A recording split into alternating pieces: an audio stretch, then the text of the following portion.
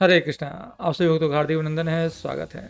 कौन भागवतम जो है समझ सकता है, और जो भागवतम की कथा सुनता है और कहता है उसको क्या लाभ मिलता है, वो जानेंगे हम आज के इस श्लोक में, जो है श्रीमद् भागवत के पहले स्कंद के पहले अध्याय का दूसरा श्लोक। तो श्लोक है, धर्म प्रोजित के तव अत्र परमो निर्मत्सराणां सतां वैद्यं वास्तवमत्र वसतु शिवदं तापत्रय उन्मूलम्। श्रीमद्भागवते महामुनि कृते किं वा परेरीश्वर सद्यो हृदयवरुध्यते अत्र कृतिभिः शुश्रूभिस्तत्क्षणा। तो इसका अनुवाद है, श्रील प्रभुपाद के द्वारा श्रील प्रभुपाद की जय। यह भागवत पुराण भौतिक कारणों से प्रेरित होने वाले समस्त धार्मिक कृत्यों को पूर्ण रूप से बहिष्कृत करते हुए सर्वोच्च सत्य का प्रतिपादन करता है, जो पूर्ण रूप से शुद्ध हृदय वाले भक्तों के लिए बोधगम्य है। यह सर्वोच्च सत्य वास्तविकता है जो माया से पृथक होते हुए सबों के कल्याण के लिए है। ऐसा सत्य तीनों प्रकार के संतापों को समूल नष्ट करने वाला है। महामुनि व्यासदेव द्वारा अपनी परिपक्वावस्था में संकलित यह सौंदर्यपूर्ण भागवत ईश्वर साक्षात्कार के लिए अपने आप में पर्याप्त है। तो फिर अन्य किसी शास्त्र की क्या हो सकता है। जैसे जैसे कोई ध्यानपूर्वक तथा विनीत भाव से भागवत के संदेश सुनता है, वैसे वैसे ज्ञान के संस्कार अनुशीलन से उसके हृदय में परमेश्वर स्थापित हो जाते हैं। तो आइए इसको समझने का प्रयास करते हैं।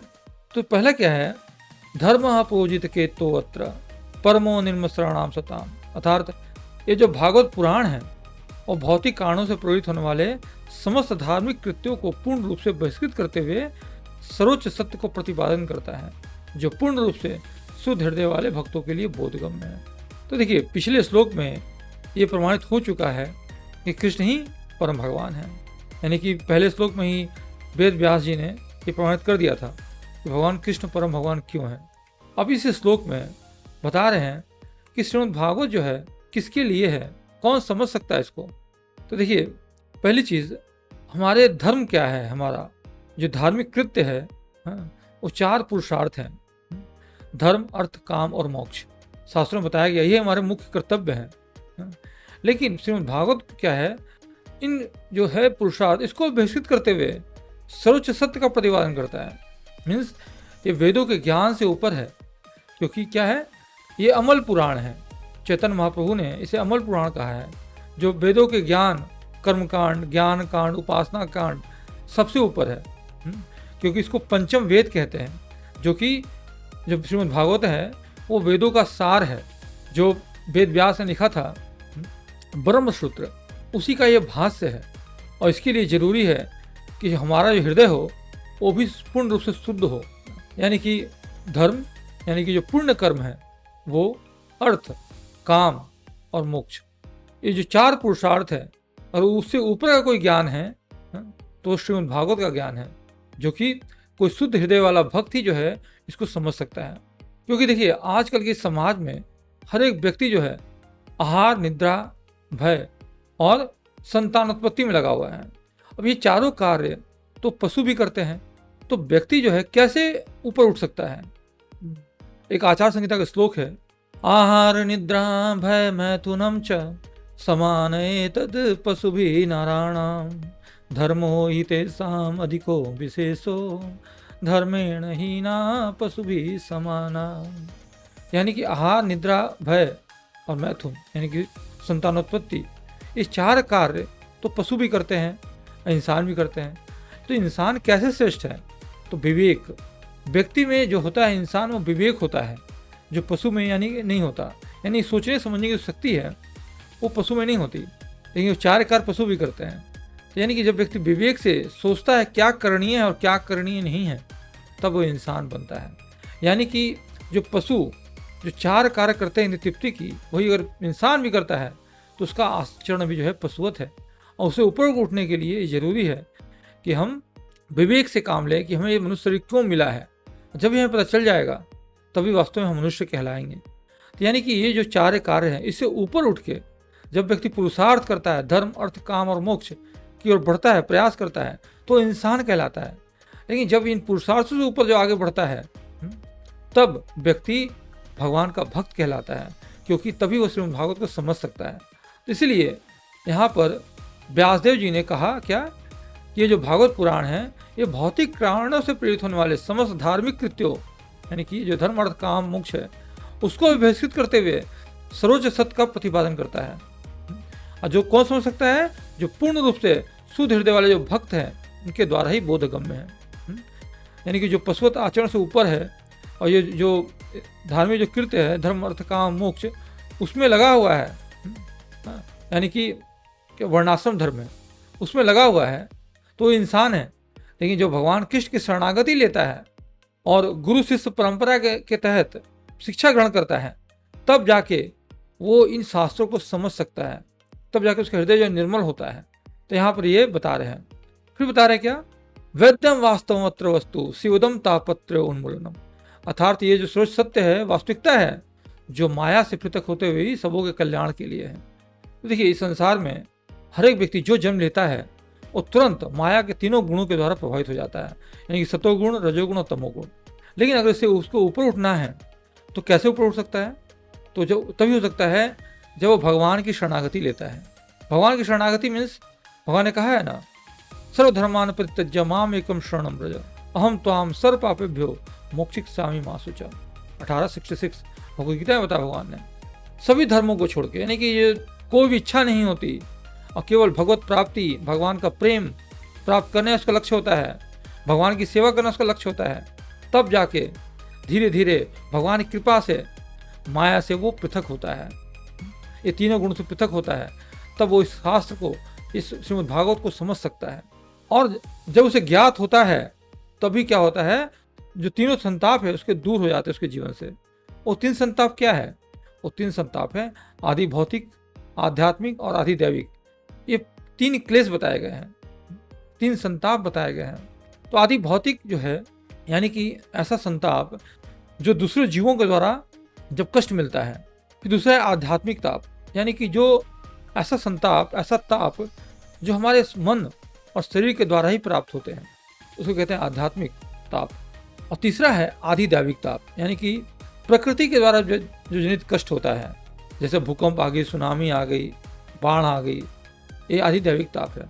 हम कहीं ना कहीं तीनों ताप से प्रभावित होते हैं। भगवान क्योंकि क्या है, सच्चिदानंद रूप है। तो एक श्रीमद् भागवत के महात्म्य में एक श्लोक भी आता है जो कहता है, सच्चिदानंद रूपाय विश्वोत्पत्त्यादि हेतवे तापत्रयी विनाशाय श्री कृष्णाय वयम नमः। यानी कि जो भगवान जो है सच्चिदानंद रूप हैं, और जो तीनों तापों को नष्ट करने वाले हैं, ऐसे भगवान श्री कृष्ण को नमस्कार है। तो तीन ताप कौन है, यही है आदि भौतिक, आध्यात्मिक और आदि दैविक। इसके अलावा व्यक्ति जो है चार दुखों से पीड़ित होता है, जन्म, मृत्यु, जरा, व्याधि। जन्म के समय माता के गर्भ में कष्ट होता है, जन्म लेते वक्त कष्ट होता है, और जब मृत्यु काल आती है तो भयानक कष्ट होता है। बुढ़ापे में का कष्ट अलग होता है, और फिर व्याधि, जो हमारे शरीर में कुछ न कुछ होता रहता है, व्याधि। तो इन चार जो दुख है, भगवान ने कहा है दुख दोषानुदर्शनम, यानी कि हमें इसका मूल्यांकन करना चाहिए कि ये जो चार दुख है हमारे जीवन में क्यों आ रहे हैं, और ये तीन ताप से अगर हमें बचना है तो हमें भगवान की शरणागति लेनी पड़ेगी। और भगवान ही केवल है जो हमें तीन संताप और चार दुखों से मुक्त कर सकते हैं।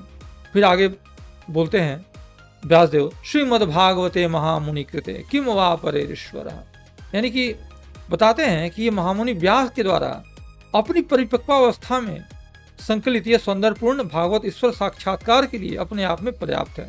तो फिर यानी किसी शास्त्र की क्या हो सकता है। यहाँ पर स्पष्ट बताते हैं व्यासदेव कि ये इनकी परिपक्वावस्था में लिखा गया है। इसका तात्पर्य क्या है, क्योंकि जब महामुनि व्यासदेव ने 18 पुराण लिख दिया उन्होंने, तो उसके बाद भी वो व्यथित थे। 18 पुराण यानी कि श्रीमद् भागवत भी लिख दिया था, लेकिन वो परिपक्व नहीं था, उसमें भगवान का यथोचित गुणगान नहीं था। तो बाद में जब नारद मुनि से मिलते हैं व्यासदेव से, और नारद मुनि सांत्वना देते हैं कि व्यासदेव को कि आपने चूंकि भगवान का गुणगान नहीं किया है, इसीलिए आप दुखी हैं, इसलिए आप श्रीमद् भागवत की रचना कीजिए, तभी जो है आपके मन को संतोष मिलेगा। तब व्यासदेव जो हैं श्रीमद् भागवत को लिखते हैं और यथोचित गुणगान करते हैं भगवान का। और व्यासदेव भी स्वयं चूंकि नारायण के अवतार है, 24 अवतारों में भगवान नारायण के अवतार भी हैं, अतः उनकी प्रामाणिकता पर कोई प्रश्न नहीं होना चाहिए। क्योंकि इसके जो पहला जो श्रीमद् भागवत प्रवेश वीडियो है उसमें मैंने बताया था इसके महात्मा के बारे में, और उसमें मैंने भक्ति, ज्ञान और वैराग्य की कथाएं बताई थी कि किस तरह से श्रीमद् भागवत को सुनने से ज्ञान और वैराग्य में जो उनको यौवनावस्था प्राप्त हुई थी।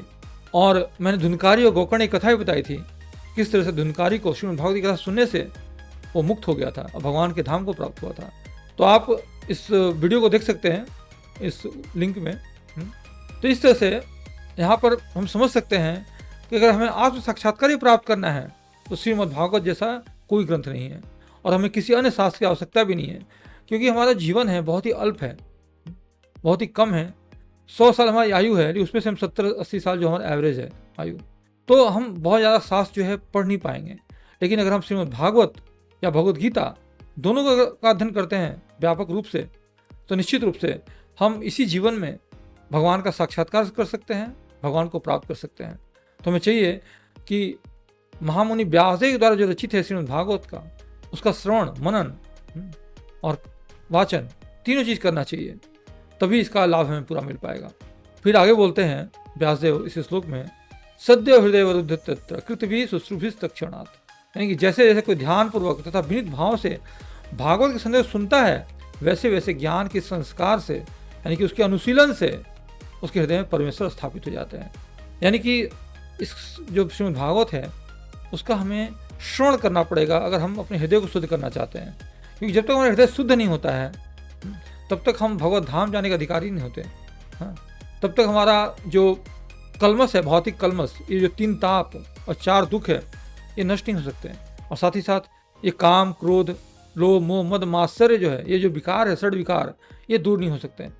तो हमें ये जरूरी है कि श्रीमद् भागवत की कथा को ध्यानपूर्वक सुने, क्योंकि श्रीमद् भागवत ही स्पष्ट रूप से बताती भी है पहले कैंटो के 2 अध्याय के 17वें श्लोक में, जहाँ पर सुद गोसाई बोलते हैं, शृण्वतां स्वकथा कृष्ण पूर्ण श्रवण कीर्तन हृदयन्तस्थो हि भद्राणि विधुनोति श्रुहस्सताम्।